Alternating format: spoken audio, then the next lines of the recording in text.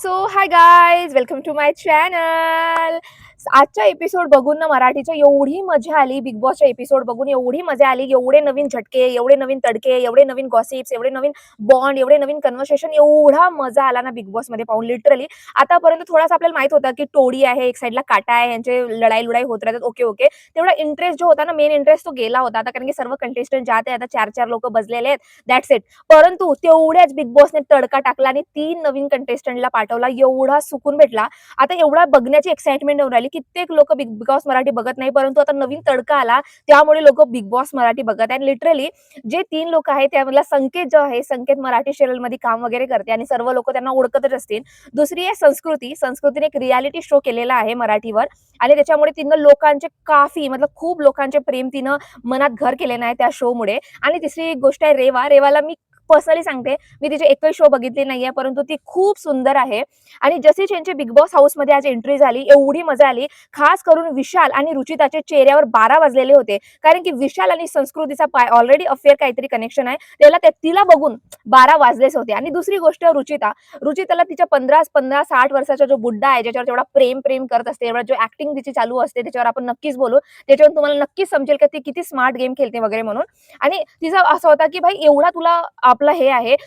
दोन मुलीला सुंदर बघून एवढ्या सुंदर मुली आलेल्या आहे, तिला तेव्हापासूनची इन्सिक्युरिटी यायला लागली. अरे यार, कशाला आले एवढ्या सुंदर मुली, मग माझा बुड्ढा त्यांच्याकडे जाईल ना, मग माझ्या विशाल तिकडे जाईल ना, असा वगैरे वगैरे. तर तिची इन्सिक्युरिटी तेव्हापासूनच सुरू झाली होती. आणि त्यांना एक सुंदरसा टास्क दिला होता की कोण तुम्हाला फिट वाटतात, कोण फ्लॉप वाटतात, कोणाला टार्गेट कराल, कोणाला इग्नोर कराल वगैरे. आणि तो पूर्ण चार्ट बिग बॉसने त्यांना सुद्धा दाखवला कंटेस्टंटला की बघा अशा प्रकारे त्यांनी केलेला आहे वगैरे वगैरे वाली चीज झाली. मग ते घराच्या अंदर आले आणि त्याच्यामध्ये रेवा जे आहे ते सर्वांना सांगत होती की मी हिला हिट केलं का बरं, अनुश्रीला हिट का बरं दिलं, ह्याला इग्नोर का बरं गेले. त्यावर रुचिताच्या काही लेणं देणं नाही, काही लेणं देणं नाही. वारंवार रेवाला म्हणते, अरे तू मला इग्नोर का बरं केलीस, तुझी पात्र तरी आहे का, तू इग्नोर तरी करू शकतेस का, तू कोणाला इग्नोर करतेस. त्यावर रेवा तिला वारंवार म्हणत होती की मला टास्क दिलेला आहे आणि मला जे वाटते मी ते केलं, आणि आता मी सुद्धा तुझ्यासोबत बोलत नाहीये, तुझ्यासोबत कन्व्हर्सेशन करत नाहीये, मी प्राजक्ता वगैरे सर्वांना सांगत आहे मी कोणाला हिट का बरं दिली, कोणाला फ्लॉप का बरं दिली, तू कशाला मदत येते. परंतु ह्या मुलीला एवढं ते गोष्ट पचत नव्हती की एखादा न्यू जो कंटेस्टंट येऊन राहिला त्या मुलीनं मला इग्नोर मध्ये का घातलं. भाई तुला बिग बॉस मराठीचे लोक इग्नोर करतात.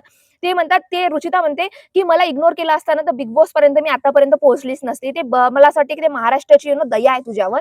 आणि तू खरंच रितेश देशमुखने म्हटलं होतं की तू नॉमिनेशन मध्ये नाही आहेस ना म्हणून वाचली आहेस या वीक मध्ये, नाहीतर तू अख्खं घराच्या बाहेर गेली असतीस, कारण की अख्खा महाराष्ट्र तुला इग्नोर करते. स्क्रीनवर बघा तिला कुठेही ते दिसली का नाही, असा कर्कश असा आवाज येते, असा राग येते, असा खून खोलते माझ्या. तर असं वाटतं की तिला कटच करायचं, एवढा राग येते. आणि तिला वाटतं की आम्ही तिला सपोर्ट करत आहोत, महाराष्ट्र तिला सपोर्ट करत आहे, तर अख्खा महाराष्ट्र तिला सपोर्ट नाही, तर तिला घराच्या बाहेर ही कशी जाईल ह्याचा मार्ग बघत आहे. परंतु ती मुलगी वाचली, परंतु तिला एवढा माज आहे की मला महाराष्ट्र बघते म्हणून मी इथं आहे, तू कोण होतेस इग्नोर करणारी, तू कोण होतेस इग्नोर करणारी. परंतु रेवाने जो डिसिजन घेतलाय इग्नोर करायचा, that is a best decision. कारण की त्या मुलीला फक्त आपण इग्नोर करू शकता, कारण की तिच्या शिव्या बघा, तिची वागणूक बघा, अत्यंत खालच्या दर्जाची आहे. दुसरीकडे संस्कृती आणि विशालचं काहीतरी कन्व्हर्सेशन चालू होतं आणि विशालने खूप चालाकीने म्हणू शकता किंवा संस्कृतीच्या हातामध्ये चाबी होती, तिने चांगल्या असं घेतलं वगैरे. अँड ह्यांचं मजाक मस्ती चालू वगैरे होता आणि मला सुद्धा माहित नव्हता की एकमेकांना ओळखतात. परंतु आता जेव्हा ह्याने विशालने तिची चाबी वगैरे घेतली आणि संस्कृती त्याच्या मागे वगैरे धावत आहे, ह्यांच्या गप्पा गोष्टी होत आहेत वगैरे वगैरे, त्यावर हे भाई रुचिताचा इन्सिक्युरिटी. मतलब एखादा मुलगा एखाद्या मुलीसोबत जात आहे किंवा फिरत आहे, एवढ्या गोष्टीवर कोणी इन्सिक्युअर होते भाई. मतलब एवढ्या एवढ्या गोष्टीवर तर जे रिअल लाईफ मध्ये कपल असतात ना, ज्यांच्या खूप 15-10 वर्षाचा कपल असते किंवा 10 महिने झाले असतात ते कपल असतात, ते सुद्धा एवढी इन्सिक्युअर फील करत नाही जेवढा हे असं वाटतं की हिचं आता नवीन नवीन लग्न झालंय. मतलब विशाल सोबत आणि रुचिताचं नवीन नवीन लग्न झालंय आणि नवीन एक सौतन आलेली आहे, आणि ज्याच्यामुळे ही दिवसभर आपला रडणं सुरू असते हा हा हा हा हा. आणि तिकडे तो विशालला काही लेणं देणं नाहीये. विशाल मस्त गेम खेळते, त्याला मुली फक्त पटवायच्या आहेत. इकडे त्याला एक सेवक म्हणून ज्यांच्या तन्वी आणि विशालला वगैरे निवडलं, त्याच्यामुळे तो विशाल तन्वी सोबत बोलायचा ट्राय करते. इकडे तो म्हणते की मला रेवाला पटवायच्या, इकडे संस्कृतीकडे तिच्या लपड लपड त्या चाबीसाठी चाललेला आहे. आणि तो वॉशरूम मध्ये जाते आणि वॉशरूम मधून जसाच तो निघते आणि संस्कृती त्याला घेते की मला प्लीज साबी दे साबी दे साबी दे साबी दे. आणि ज्या प्रकारे आता बाहेरचा कोणी माझा फ्रेंड आहे, तरी माझा कितीही फ्रेंड असला तरी तो एक मुलगा टॉवेलवर आहे, त्याने वरचे कपडे घातलेले नाहीये, मी जाऊन त्याला पटकन त्याच्यावर बसीन नाही. कारण की तेवढी कम्फर्टेबल आपण नसतो. एका कितीही चांगला फ्रेंड असला तरी तसे कम्फर्टेबली किंवा तेवढा कम्फर्टेबल आपण नसतोच. परंतु डायरेक्ट येऊन बसली म्हणजे याच्यावरून समजू शकता की ते किती कम्फर्टेबल आहे. त्यांचा बाहेर काय लव्ह मॅटर होता. मला असं वाटतं की एवढा व्यक्ती जर कम्फर्टेबल आहे, मतलब एका सेकंदातच ते कम्फर्टेबल झाले. आपला बाहेरच्या व्यक्ती आपण ओळखता वगैरे त्याच्यावर, तर आपण कितीही म्हटलं तरी जास्त टच वगैरे करत नाही किंवा दूर राहतो, थोडासा डिस्टन्स मेंटेन करतो. पण त्या दोघांचा सतत एकामेकावर बसणे वगैरे, वगैरे मस्त चालू होता आणि त्यावर हिचा रुचिताचा माझा रडणं सोडू, माझा पतीच गेला, हा फक्त फालतूच्या रोडाधोडा आहे. लोकांना 99% लोकांना वाटत असेल की रुचिता खूप त्याला पसंत वगैरे करते. इव्हन रुचितानं जेव्हा सोनाली ताई त्याला दीपाली विचारत होती की तुमच्या दोघांचं काही आहे वगैरे का? त्यावर रुचिता म्हणते, "नाही गं, आम्ही फक्त एकमेकाला पसंत करता ॲज अ लाइक वाईज. आमच्या दोघांचं कधीच काही फ्युचर नाहीये कारण की आमच्यामध्ये खूप गॅप आहे, age gap. But I like it" वगैरे, वगैरे. तर मला सांगा तुमच्या फक्त लाइक आहे, लाइकनेस आहे. फक्त लाइकनेस तर कोणावरही राहते. मी काल एका मुलाला भेटले, तो बी मला आवडते. हं, नाईस यार, नाईस, आय लाइक इट. आपण तर कोणालाही सहज म्हणतो आणि त्यावर ह्यांचा स्वतःचा क्लिअर आहे की आमच्या दोघांचं काही होऊ नाही शकत. स्वतः रुचितानं म्हटलेलं आहे की आमच्या दोघांचं काही होऊ शकत नाही. आमचा काही एज गॅप खूप आहे. तर तुमचं काही होऊ नाही शकत. तुमचा एज गॅप आहे, तर तू कसली इन्सिक्युरिटी होत आहेस? तुला कसला रड येत आहे? तुला काय होत आहे? तू फक्त ह्या सर्व गोष्टी फोटेजसाठी करत आहेत, की फोटेज कसा गटल, मग हा कसा होईल? सर्व गोष्टी हे फोटेजसाठी करत आहेत. आणि तिकडे संस्कृती एवढ्या चांगल्याने विशालला ओळखते. तिला ते रुचिताला बी सांगायचा प्रयत्न करत आहे, की हा बाहेरचे याचे काळे जे आहेत ते मी ओळखतो. हा खूप मेस्टअप आहे गं. ह्याला कसा आहे ह्याच्या सर्व गोष्टी वगैरे माहीत आहेत. त्या संस्कृतीचा प्लॅन पण राहू शकते, की चाबी भेटण्यासाठी ती करू शकते. पण मला वाटते, की ज्या प्रकारे ती कम्फर्टेबली तिच्यावर बसली, बाथरूममधून तो आला आणि विशालवर वगैरे बसले, तर ते खरंच विशालला खूप चांगल्या रीतीने ओळखते. आणि तिकडे जाऊन विशालवर ते सांगत आहे, की ह्याच्या बाहेर जाऊन अफेअर्स आहेत किंवा चीजे आहेत किंवा काही गोष्टी आहेत, सर्व तिला सांगण्याचा रुचिताला प्रयत्न करत आहे, की विशाल फक्त तुझं नाव यूज करते. तू इग्नोर मतलब लोकांना फक्त तू आता इग्नोर म्हणून किंवा तुला टाईमपास पाहिजे, मला टाईमपास पाहिजे लाईफमध्ये, तर रुचिताकडे जाऊन बसा. फक्त एवढाच तुझा राहिलेला आहे आणि जेन्युइनली संस्कृतीने बरोबर सांगितलं नाही, की तुझ्यात आता तेवढंच राहिलं आहे. हे टाईमपास पाहिजे, काही करायचं आहे तर रुचिताकडे जा. आणि तिकडे विशाल मस्त मजा करत आहे, तिच्यासोबत संस्कृतीसोबत खेळत आहे आणि संस्कृती आणि विशाल दोघं सोबत बसले होते ना, तेव्हा संस्कृती स्वतः विशालला म्हणते, की मला माहीत आहे तुझ्या बॉसी नेचर आहे, तुला डॉमिनेट करायला आवडते, तुला वर्चस्व ठेवायला आवडते. मी तुझ्या आजूबाजूला फिरत आहे हे सुद्धा तुला मस्त मतलब हाईप मिळत आहे, चांगलं तुला वाटत आहे, थोडा मर्दानी मला चांगलं वाटत आहे असं वगैरे तिला म्हणत आहे. आणि ॲक्चुअली संस्कृतीने एक-एक गोष्ट बरोबर म्हटलं. विशालला आपला बॉसी नेचर आवडते, तिला असं वाटते त्याला डॉमिनेट करायला आवडते लोकांना आणि संस्कृती कट टू कट विशालला ओळखते. आणि ज्या रीतीने झोपू दिलं नाही आणि मला संस्कृतीचा गेम खरंच आवडला, की ती पहिल्या दिवसापासून ॲक्टिव्ह आहे. तिने एकही वेळा विशालला झोपू दिलं नाही. जेवढा प्रयत्न होऊ शकते तेवढा तिने प्रयत्न केलं आणि तिकडे हे विशाल नको त्यामधलं काही रोणं नाही, काही लेणं-देणं नाही. तिकडे फक्त ॲक्टिंग हिची सुरू असते. "हो, मी रडते, मग आता हे" अरे ते फक्त नॉर्मल कन्व्हर्सेशन करत आहेत. त्या दोघांचा काही आहे पण नाही आणि असेल सुद्धा तो विशाल तुझ्यामध्ये इंटरेस्ट पण नाही घेत आहे. तो आपला गेम चांगल्या रीतीने खेळत आहे. मतलब तुला पण तिकडून पटवून ठेवत आहे. ज्या 2 मुली आहेत त्यांना बी पटवत आहे आणि तिकडे तन्वीला सुद्धा पटवत आहे. तो फक्त मुलींच्या ज्या प्रकारे राखी सावंतनं म्हणलं टिश्यू पेपर घ्यायचा आणि काढून फेकायचं त्याच गोष्टी तो करत आहे. आणि रुचिता तिकडे रोना-धोना हिचं पूर्ण ॲक्टिंग चालू आहे आणि हिच्या मनात काय आलं तर माहीत नाही. ते गेली टंटा वगैरे वाचायला लागली आणि संकेतने किती चांगल्या रीतीने तिला समजवलं. कारण की आपण झोपलेले आहोत, रात्रीचे वाजलेले आहेत. आपण ऑलरेडी एवढे टायर्ड आहोत, एवढ्या सगळ्या गोष्टी झालेल्या आहेत आणि संकेतनं किती चांगल्या रीतीने समजवलं. कारण की कोणी व्यक्तीनं झोपेमध्ये चिडचिड असते आपली.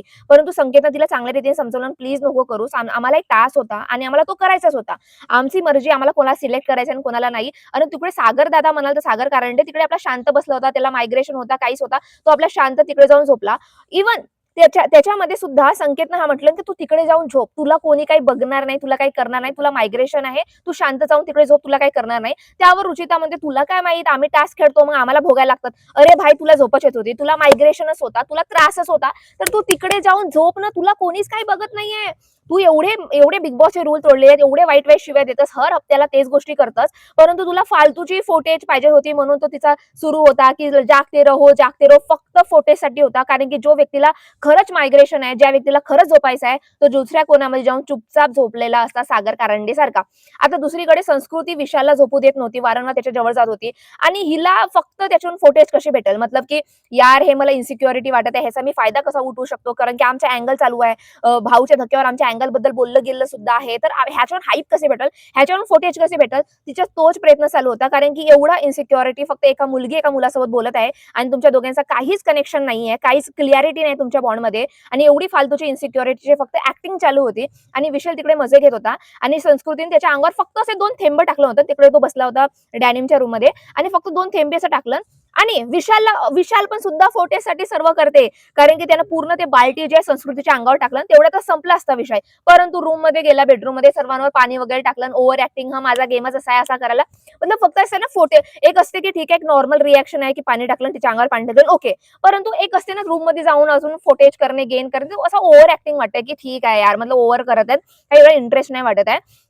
आणि लिटरली मी खरं सांगते, संस्कृती आणि विशालचा ह्या दोघांचा काही ना काही हे ज्या प्रकारे एका दिवसात, म्हणजे असं नाही की 1-2 तास झाले, एका जशी जशी संस्कृती अंदर गेली, ज्या प्रकारे विशाल सोबत तिचा कन्व्हर्सेशन होता, ज्या प्रकारे विशालच्या गोदीवर म्हणा इकडे तिकडे ते बसत वगैरे होती, किंवा ज्या प्रकारे विशालच्या तिनं गोष्टी सांगितल्या आणि विशालला सुद्धा सांगितलं की तुझा नेचर वगैरे कसं आहे, डिड टू डू एक एक गोष्टी त्यांनी सांगितल्या आणि ते एकामेकांना बाहेरून ओळखतात, म्हणजे त्यांचा काय बॉन्ड होता, काय कनेक्शन आहे ह्याच्यावरून समजून येते की ते फ्रेंड नाही, मोर दॅन फ्रेंड्स होते. त्याच्यावरूनच एवढी कम्फर्टेबल, म्हणजे एवढा एकामेकाला एवढा ओळख नाही, फक्त ओळख असणे वेगळी गोष्ट असते, एका फ्रेंड्स असणे वेगळी गोष्ट असणे. परंतु एका पुरुषा म्हणजे असा बसलेला आहे त्याच्याबद्दल एवढ्या एक एक गोष्टी डिटेल्स माहित असणे, मतलब मोर दॅन फ्रेंडशिप यांची आहे. आणि रुचिता ह्याच्यावरून फक्त फायदा घ्यावा किंवा रडते किंवा कोणाकोणाच्या आपण म्हणू शकता बेनिफिट ऑफ देऊ शकता की रुचिताचं जेन्युन कनेक्शन आहे. जेन्युन कनेक्शन आहे तर एवढी इन्सिक्युरिटीची गोष्ट आहेच नाही, कारण की तुमच्या दोघांमध्ये ना क्लिअरिटी आहे ना तुमच्या दोघांमध्ये बॉन्ड आहे. सो तुम्ही एकामेकाला लाईक करता, दॅट्स इट. तो एक ओव्हर रोना किंवा खूपच विशालनं काहीतरी केलं नाही, खूपच काहीतरी केलं नाही. विशाल स्वतः म्हणतो की हा माझा गेम प्लॅन आहे, मी असंच खेळते. त्याच्यावर तिला समजायला पाहिजे की ओके याचा गेम प्लॅन आहे, तर ओके आम्ही शांत. तरीही सुद्धा ते रडणं तिचं चालूच आहे. याच्यावरून समजून येते की ती किती फक्त फोटेजसाठी रडणं असते, की एक ठीक आहे अपसेट असणे एक गोष्ट वेगळी आहे, परंतु नको त्या मुद्द्यावर फक्त 10-10 मिनिटांनी रडणे हे करणे हे फालतूगिरी आहे. इव्हन संस्कृती तिला समजवत होती की तुझ्या फक्त आता रडण्याचा गेम चालू आहे, तुला लोक फक्त टाइमपाससाठी युज करत आहेस. आणि जेन्युनली रुचिताला बघणे, रुचिताला सहन करणे, आणि ज्या वाजे ते टन वाजवत होती, सर्वांना उठवत होती, एवढी राग होती, एवढा राग येत होता, एवढी तिच्यामध्ये माणुसकी नाहीये. असते ना नेहमी प्रयत्न असते हर वीकमध्ये की ते सुधरेल, परंतु वीकची जेव्हा स्टार्टिंग होते आणि त्या मुलीमध्ये बिलकुल माणुसकी नाहीये, माणुसकीच्या खालचा दर्जा पार करते आणि एवढी इरिटेटिंग आहे, एवढी जसं म्हटलं छी, तिला बघण्याची सुद्धा इच्छा नाही होते. सच इरिटेटिंग पर्सन, फक्त फोटेसाठी गोष्टी करते. परंतु हे जे नवीन कंटेस्टंट आले त्यासाठी मी खूप खुश आहे. मला संस्कृती आणि संकेत आवडते आजकाल, मला मला ह्या एपिसोडमध्ये दिसले. तुमच्या या सर्व गोष्टीवर काय मत आहे प्लीज मला नक्की सांगा, आणि please subscribe to my channel. Thank you so much.